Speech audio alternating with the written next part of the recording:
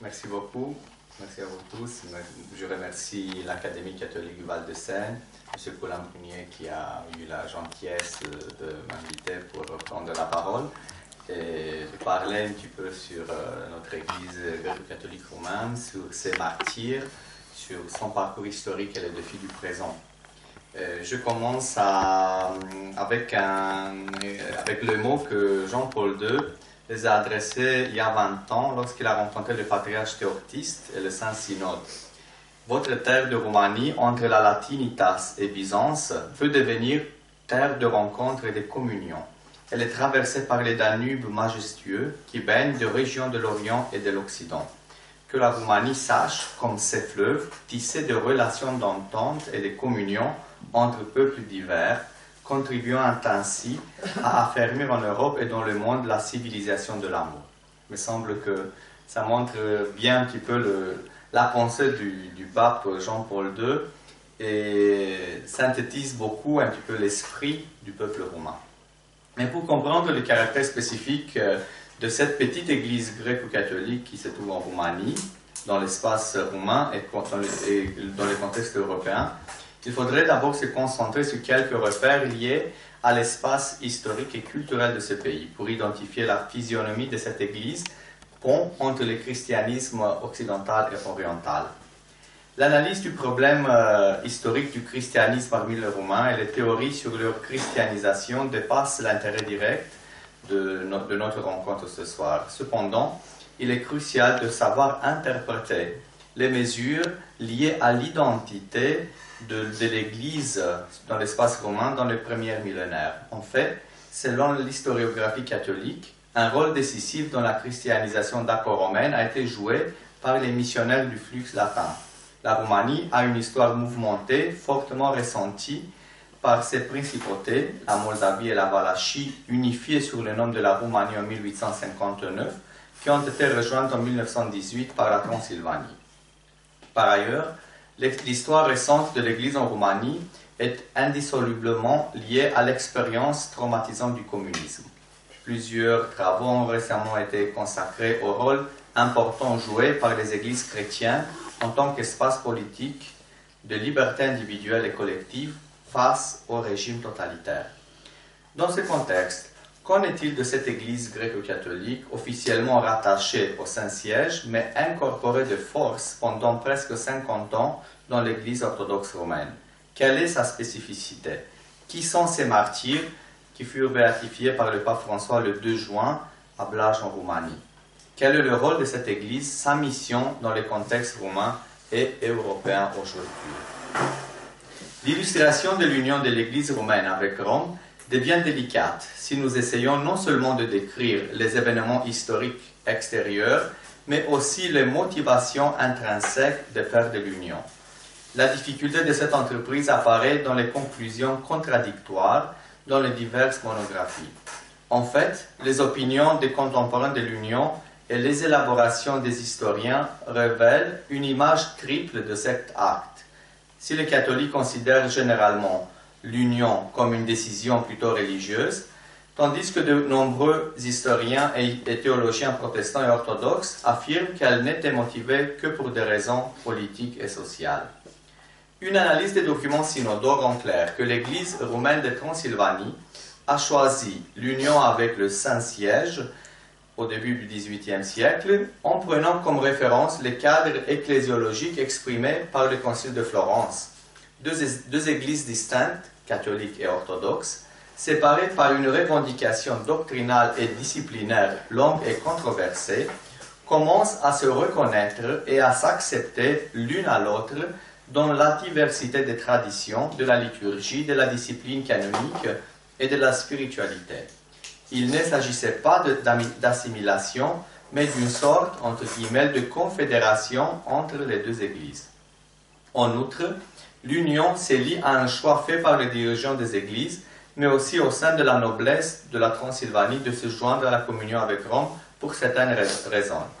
Religieuses, la préservation de leur propre tradition de la pleine communion avec le siège de Pierre, mais aussi politique et sociale, rachat civil, en particulier pour les clergés.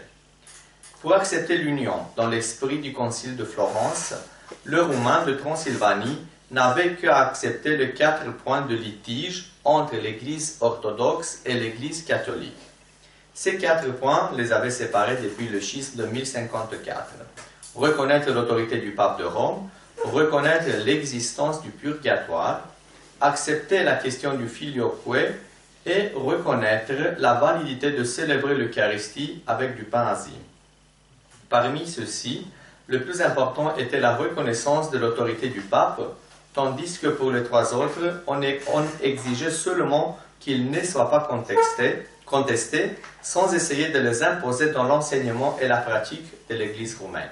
Donc cet esprit d'union qui s'est manifesté en Transylvanie, en sachant que cette partie de la Roumanie à l'époque faisait partie de l'Empire autrichien, ensuite qui a été précédé par l'union des Ukrainiens. Donc entre les 4 points du Concile de Florence, c'est lui qui a marqué l'identité et puis la direction et la physionomie de cette Église. C'est justement le fait d'avoir accepté la primauté pétrinienne.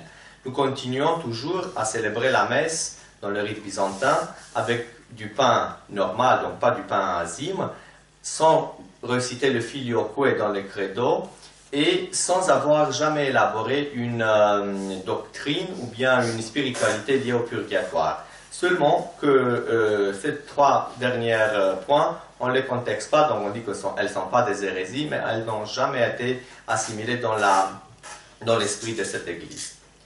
L'évêque Théophile Sérémio, au synode d'Alba Iulia, au mois de février 1697, avait exposé à ses protopresbytres les avantages moraux, spirituels et matériels de cette union avec Rome, soulignant qu'elle signifierait également la délivrance contre le danger calviniste et le rétablissement de l'orthodoxie dans sa pureté initiale.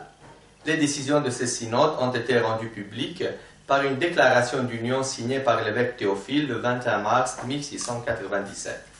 Dans ce synode, le débat était orienté vers l'acceptation de ces 4 fameux points de Florence, mais aussi vers la formulation d'une clause de ne pas changer le rite et la tradition, ainsi que la discipline canonique, qui n'a pas eu à subir des mutations.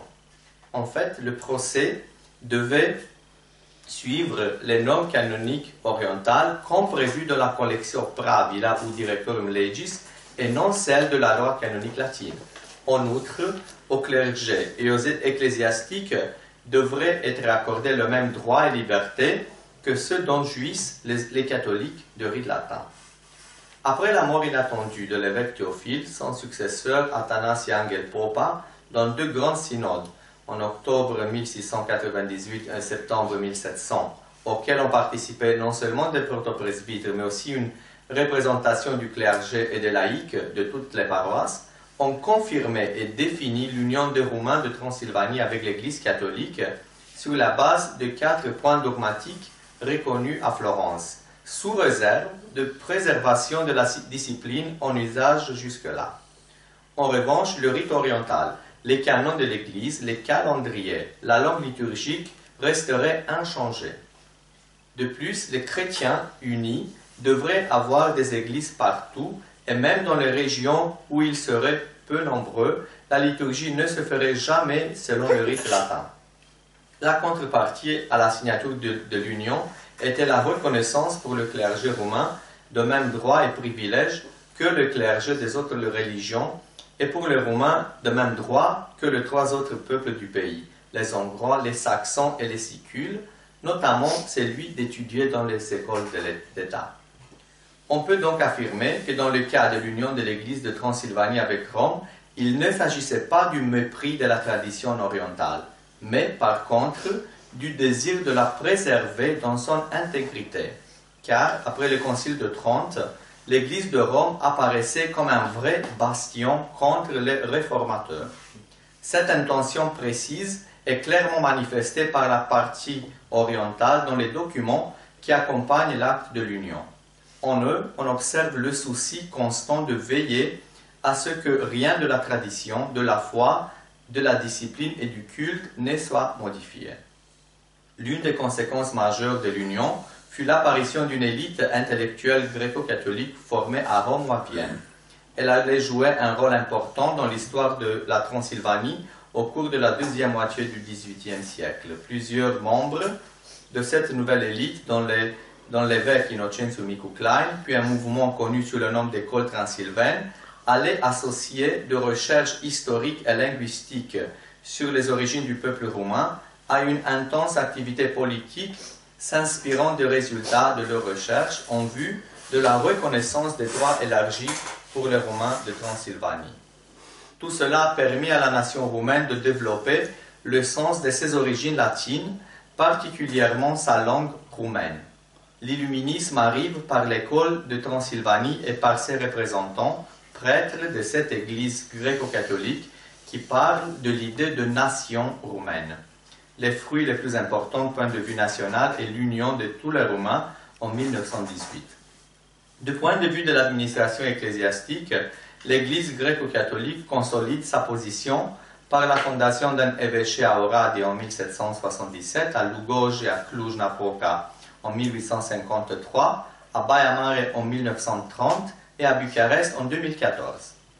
En 1853, l'Église de Roumanie est élevée au rang d'église métropolitaine et en 2005, Église archiépiscopale majeure par le pape Benoît XVI.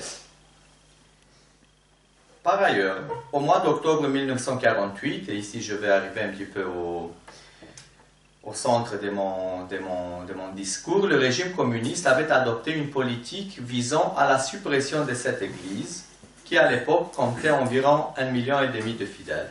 La période allant de 1948 à 1989, quand nous avons eu la chute du régime, a été vécue d'une manière très difficile par cette partie du peuple de Dieu qui revivait dans sa chair la période du martyre de la foi, la souffrance pour la liberté de conscience et pour la communion avec le siège de Pierre.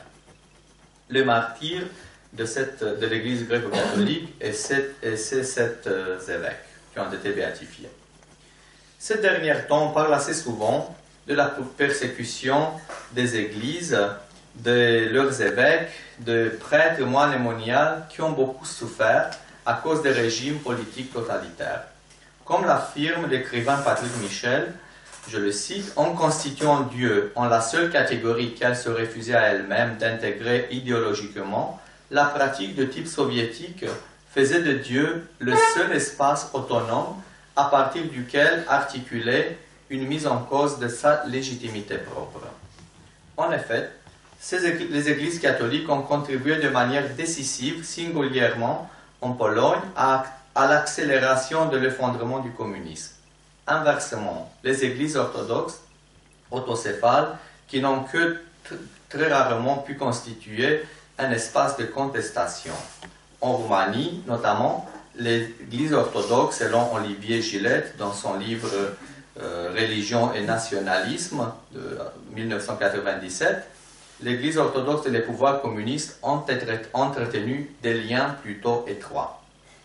Après l'instauration du patriarche Justinian Marina, le patriarche de l'Église orthodoxe en Roumanie, le 24 mai 1948, les autorités du ministère des cultes ont accusé le Vatican de s'immiscer dans les affaires de l'État roumain, directement ou par les représentants de l'orthodoxie roumaine, laquelle se considérait, entre guillemets, obligée de prendre position contre, je cite, les machinations subversives commandées par les curies papales et par ses agents secrets, et du coup ont décidé de décréter une mobilisation massive de consciences orthodoxes pour neutraliser la réaction dirigée par le Vatican. Ce fut le jour de l'anniversaire de l'union des fidèles de l'Église catholique de rite oriental avec Rome, le 21 octobre 1948, que le gouvernement communiste a ordonné leur passage à l'Église orthodoxe. Les 7 évêques gréco-catholiques ont été arrêtés et placés en détention en attendant leur procès. Tandis que le 1er décembre de la même année 1948, un décret du Présidium de la Grande Assemblée nationale a supprimé le diocèse, a nationalisé les biens des communautés religieuses et toutes les autres institutions de l'Église gréco-catholique, à l'exception de ceux des paroisses, les attribuant à l'Église orthodoxe. Cette année, le 19 mars 2019, le pape François avait autorisé la Congrégation des causes des saints de reconnaître par décret les martyrs de ces 7 évêques tués en haine de la foi en Roumanie communiste entre 1950 et 1970. Ils ont été incarcérés dans des prisons et des camps jusqu'à leur mort, causée par l'isolement, le froid, la faim, la maladie ou les travaux forcés. Je vais donner leur nom. Monseigneur Alexandru Rusu, mort à la prison de Gherla le 9 mai 63. Monseigneur Ioan Suciu, administrateur apostolique d'Alba Iulia, mort de faim en 1953. C'était le premier évêque gréco-catholique romain mis en arrestation par les autorités communistes pour avoir refusé de dissoudre son église au sein de l'église orthodoxe. Monseigneur Suciu a résisté aux menaces alternées de promesses et de récompenses s'il obéissait. Il fut emprisonné et mourut en martyr à la prison de Sighet. Il avait été nommé initialement évêque auxiliaire à Oradea, puis administrateur apostolique au siège de Blaj. Surnommé l'apôtre des jeunes, il eut une intense activité pastorale et sportive avec les Roms qui vivaient dans les périphéries de Blaj. Après l'arrivée du communiste au pouvoir et l'interdiction de son église, Monseigneur Suciu fit valoir l'impossibilité d'un accord avec le communisme dans ses sermons. Arrêté le 27 octobre 1948, il subit de durs interrogatoires pendant 17 mois. Il mourut de faim à la prison de Sighet dans la nuit du 27 juin 1953, entouré par ses confrères. Il fut enterré au cimetière de pauvres à Sighetul Marmației et sa tombe n'a jamais pu être identifiée. Les autres 5 évêques martyrs, c'est Monseigneur Valeriu Traian Frăințiu, évêque de Oradea Mare, mort à la prison de Sighet en 1952. Monseigneur Vasile Aftenie, évêque auxiliaire d'Alba Iulia Făgăraș, mort au ministère de l'Intérieur à Bucarest en 1950. Monseigneur Bolan, évêque de Lugoj, mort au monastère orthodoxe de Ciorogârla en 1959. Tit Liviu Chinezu, mort à la prison de Sighet en 1955. Et le cardinal impectore Iuliu Hosu, évêque de Cluj, mort en exil aussi au monastère orthodoxe de Căldărușani en 28 mai 1970. Monseigneur Hosu avait été nommé cardinal impectore par le pape Paul VI en 1967, alors qu'il était en prison. Le pouvoir a dit qu'il pouvait aller être fait cardinal à Rome, mais qu'il ne pourrait pas rentrer en Roumanie. Donc du coup, il a choisi de rester en prison et n'a jamais reçu concrètement cette purpre cardinalice parce qu'il a préféré de rester avec son troupeau. Et pour me lier un petit peu au sujet de cette soirée, il y a 2 ans, aux éditions Salvator, a été publié un livre témoignage Chaînes et terreurs de l'évêque Ioan Ploscaru, un des évêques gréco-catholiques emprisonnés. Malheureusement, c'est en rupture de stock et donc du coup, je n'ai pas pu porter des copies. C'est une personnalité assez intéressante. Il a été aussi enterré, cet auteur, en 1950. Il purgeait à 15 ans de prison après avoir été clandestinement ordonné évêque par les nonces apostoliques. Il est mort après la libération de l'Église, donc seulement en 1998. À travers son exemple, il décrit le contexte dans lequel les évêques martyrs ont été emprisonnés dans les goulags des communistes en Roumanie, les épreuves par lesquelles ils sont passés et la force qu'il leur a fallu pour préserver et garder la foi. Je vais lire quelques passages de son livre qui est assez impressionnant, bien qu'il n'était pas un homme de lettres forcément, mais il décrit dans une manière très, comment dirais-je, très visuelle la cellule, l'araignée qui tissait son réseau, qu'il a observé pendant 2 semaines justement pour ne pas perdre sa tête, c'en était pour faire un petit peu d'exercice mental. le petit oiseau qu'il voyait un petit peu dans la fenêtre, il décrit avec beaucoup de soin tous les détails, la nourriture, tout ce qu'il recevait là-bas. Mais ce que m'a impressionné dans ce livre, Chaîne et Terreur, c'est qu'il n'y a jamais un ton accusatoire. Donc c'est une souffrance assumée, une souffrance pardonnée. Il n'accuse jamais ses bourreaux. Pour Monseigneur Ploscaro, il affirme à un moment donné que soit seul, soit par moment, avec les autres évêques ou prêtres, ça c'est dans la préface de Monseigneur Gérard de Foix, archevêque de Lille, et Monseigneur Ploscaro, il reconstruit des journées de prière et de réflexion théologique comme dans un monastère, ainsi qu'il reconstruit un contrepoint de la destruction mentale et physique dont il est victime. Les prêtres et les évêques de cette église gréco-catholique ont considéré, avec Monseigneur Ploscaro, cette période comme la plus précieuse de leur existence.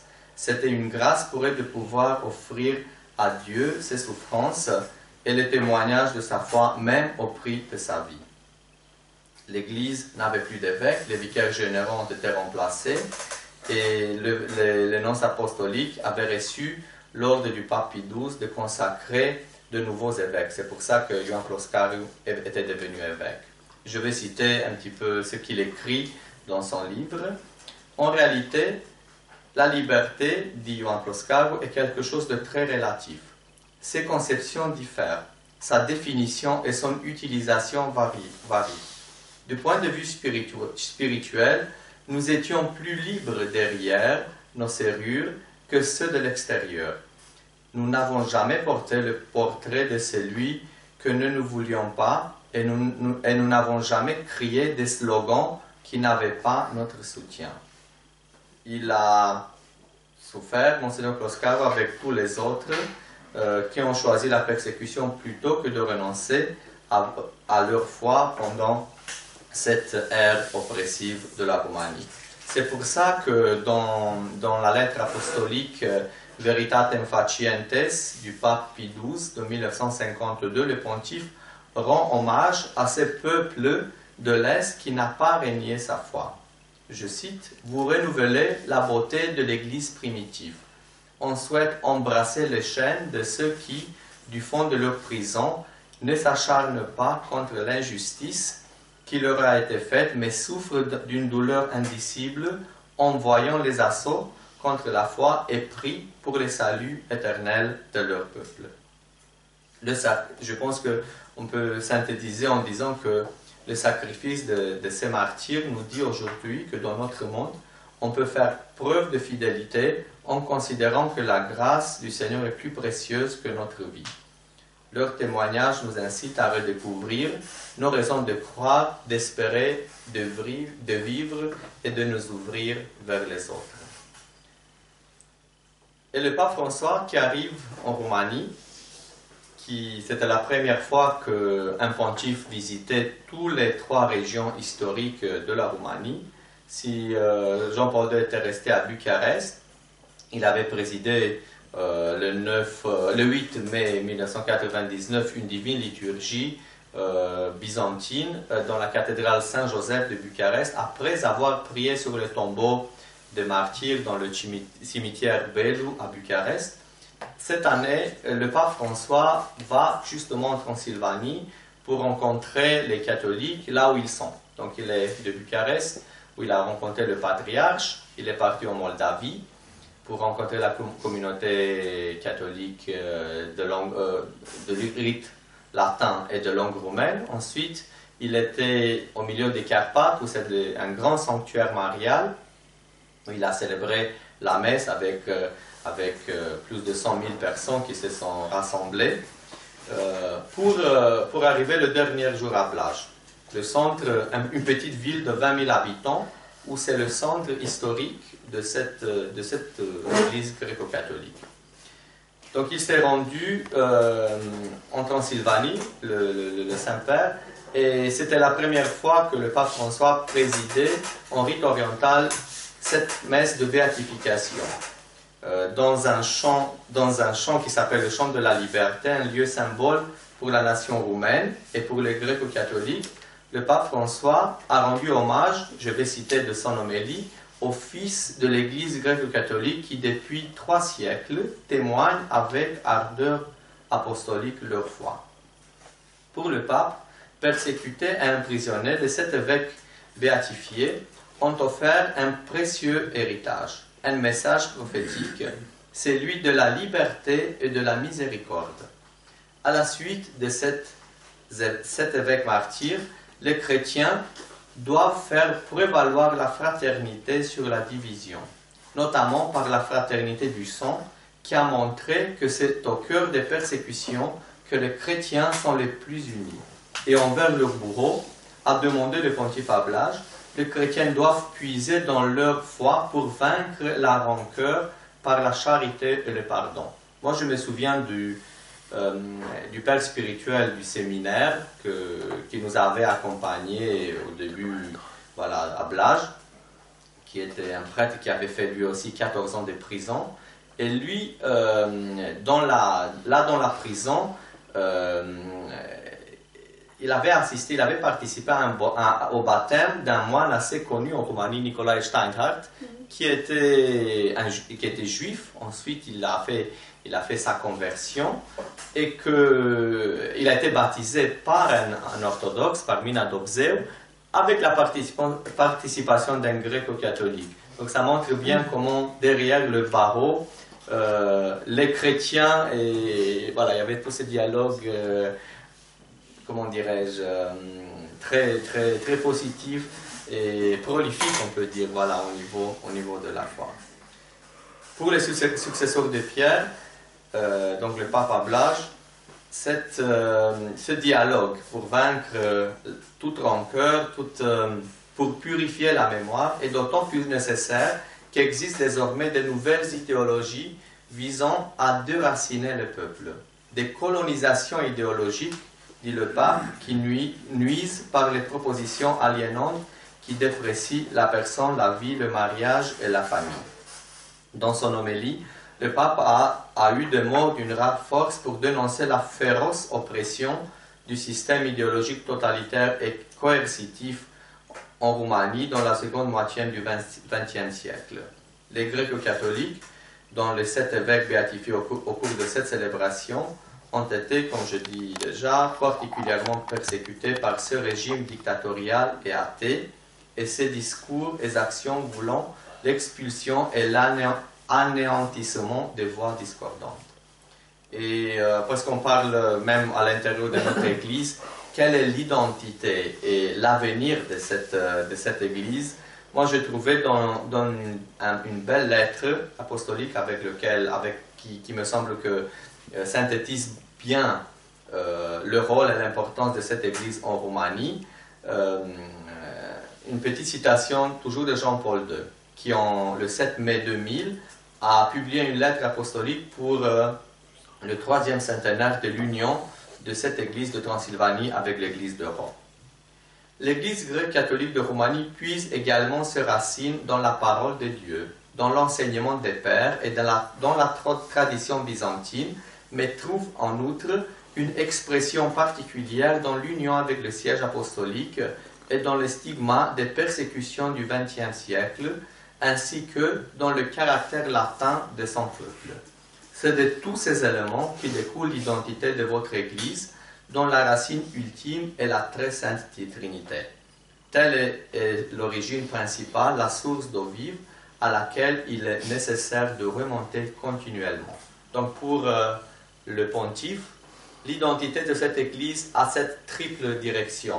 La tradition byzantine, qui a trouvé une expression décisive dans cette union particulière avec le siège de Rome, et qui a coûté vraiment ce sacrifice, le sang et la vie et le martyre de nos évêques pendant le communisme. Et dans cette synthèse de 3 éléments résulte l'identité de cette Église. Cette identité a été reprise dernièrement par le pape François dans la visite en Roumanie, Et nous sommes très, très heureux que, voilà, et nous avons beaucoup d'espoir que cette visite portera beaucoup de fruits. Je pense qu'elle commence déjà à porter beaucoup de fruits, même dans le dialogue écuménique en Roumanie et dans la construction d'une atmosphère plus fraternelle avec tous les autres frères chrétiens.